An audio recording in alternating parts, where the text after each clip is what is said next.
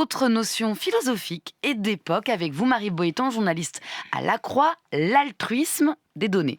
En effet, Mathilde, altruisme des données.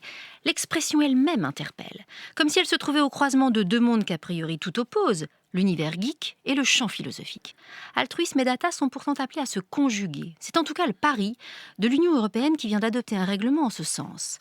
Bruxelles souhaite inciter particuliers et entreprises à partager leurs données au nom du bien commun, pour contribuer à la recherche scientifique, à l'optimisation de la consommation énergétique, à l'amélioration des services publics.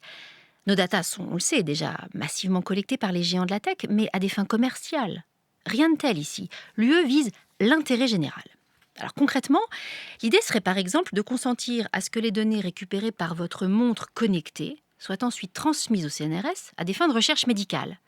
Les organismes qui recevront ces datas, le CNRS dans mon exemple, devront être labellisés et présenter des garanties d'indépendance et de transparence. Idem pour les structures chargées en amont d'anonymiser ces données. En fait, avec ce projet, l'Europe opte pour une voie médiane entre d'un côté l'option chinoise, qui assume la capture massive de données personnelles par l'État, et puis de l'autre, l'option américaine qui, elle, confie au seul marché la gestion des datas.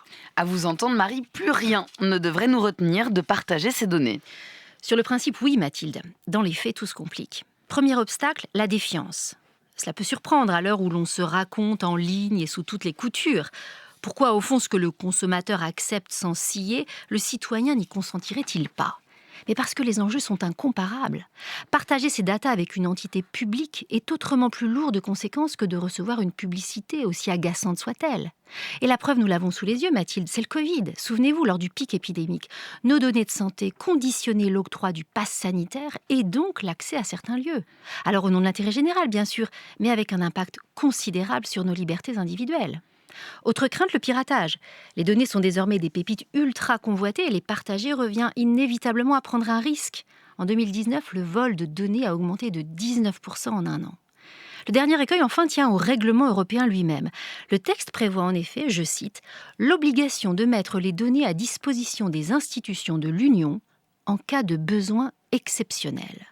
De quoi faire tiquer la CNIL, qui réclame un encadrement très strict de cette notion de besoin exceptionnel. Alors on le voit, les défis à venir sont gigantesques. Comment tirer le meilleur du big data sans verser dans Big Brother ?